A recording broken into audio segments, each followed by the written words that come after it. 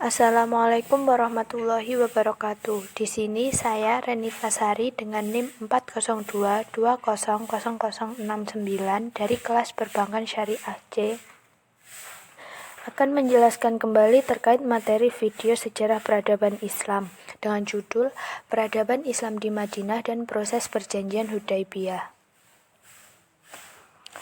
A. Peradaban Islam di Madinah. Nabi Muhammad SAW melakukan hijrah ke Madinah untuk berdakwah kepada orang-orang yang telah masuk Islam dengan tujuan melaksanakan hukum-hukum dan ibadah ritual yang diwajibkan. Sedangkan dakwah yang ditujukan untuk mereka yang belum masuk Islam bertujuan agar mereka mau menerima Islam sebagai agamanya guna untuk mempelajari dan mengamalkan ajaran-ajarannya. Usaha yang dilakukan Nabi Muhammad SAW dalam membentuk masyarakat Islam di Madinah yaitu yang pertama, dengan mendirikan Masjid Nabawi. Di masjid tersebut dibangun pada bulan Rabiul Awal 1 Hijriah atau September 622 sebelum Masehi. Fungsi dari masjid tersebut yaitu 1. Sebagai sarana pembinaan umat Islam di bidang akidah, ibadah, dan akhlak. 2. Sebagai tempat belajar agama Islam. 3. Sebagai tempat penyalur silaturahmi kaum muslimin. 4. Sebagai sarana sosial. 5. Sebagai tempat musyawarah. Dan yang terakhir, sebagai tempat untuk penyusunan strategi perang. Usaha yang kedua yaitu dengan mendirikan pasar yang lokasinya tidak jauh dari Masjid Nabawi. Tujuan didirikannya pasar tersebut adalah agar dapat mendidik umat Islam tentang bagaimana cara Islam mengatur roda perekonomian sehingga dapat menguntungkan banyak pihak dan menjauhkan dari riba serta keserakahan. Usaha yang ketiga, dengan mempersaudarakan kaum muhajirin dan kaum ansor. Tujuannya yaitu agar kedua kaum tersebut dapat membantu satu sama lainnya. Di Madinah sendiri syarat untuk menjadi sebuah negara sudah terpenuhi, sehingga Nabi Muhammad SAW membuat Piagam Madinah, yang merupakan sebuah produk undang-undang dari hasil musyawarah antara umat muslim dan non-muslim di Madinah sebagai dasar hidup dan aturan yang harus dipatuhi. Isi dari Piagam Madinah atau The Charter of Medina, yang pertama bidang politik. Penyelesaian masalah adalah berasaskan musyawarah dan berlandaskan keadilan. Yang kedua, bidang agama. Rakyat Madinah bebas memilih dan mengamalkan agamanya masing-masing. Yang ketiga, bidang sosial. Setiap individu memiliki tanggung jawab yang sama terhadap negaranya.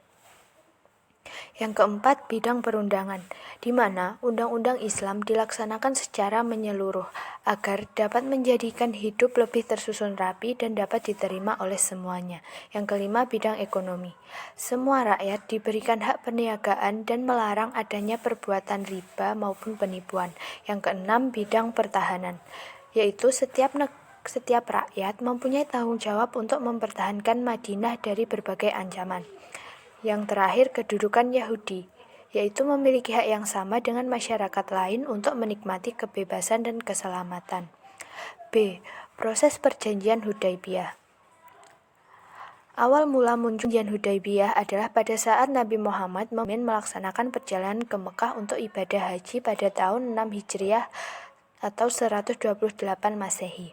Namun perjalanan tersebut sampai ke telinga kaum Quraisy, sehingga mereka pun menyiapkan sekitar 200 pasukan yang dipimpin oleh Khalid ibnu Walid untuk menghalangi Nabi Muhammad SAW dan pengikutnya untuk masuk ke Mekah. Nabi Muhammad pun berupaya mencari jalan lain untuk menghindari kaum Quraisy, yaitu dengan mengitari pegunungan. Dalam perjalanan tersebut, sampailah mereka di sebuah daerah yang bernama Hudaibiyah. Dan di daerah tersebut terjadilah sebuah perjanjian antara kaum muslimin dan Quraisy dengan tujuan menghindari kesalahpahaman. Dari kaum Quraisy diwakili oleh Suhail ibnu Umar dan kaum muslimin dihadiri langsung oleh Nabi Muhammad dan ditemani oleh Ali bin Abi Thalib.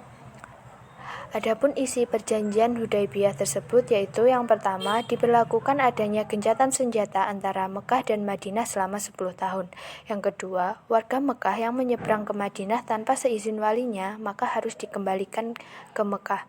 Yang ketiga, warga Madinah yang menyeberang ke Mekah maka tidak diperbolehkan kembali lagi ke Madinah.